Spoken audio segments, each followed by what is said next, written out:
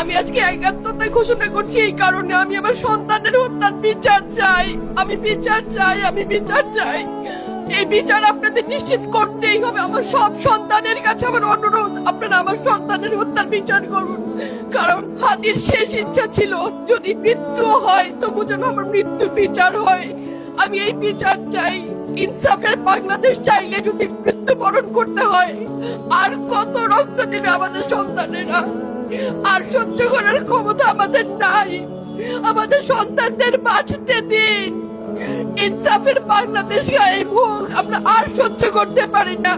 প্রশাসনের কাছে, সবার কাছে একটাই মাত্র অনুরোধ, আমাদের বাচ্চাদের বাঁচতে দিন, আমাদের ইনসাফের বাংলাদেশ দিন। কথা বলার শক্তি আমার নাই, আমার চোখ ভরে আসছে। আমি সহ্য করার শক্তি আমাদের নাই। আমাদের বাচ্চাদের বাঁচতে দিন। প্রশাসন সজাগ হবে কবে? আর কত মৃত্যু আমার বাচ্চাদের দেখতে হবে?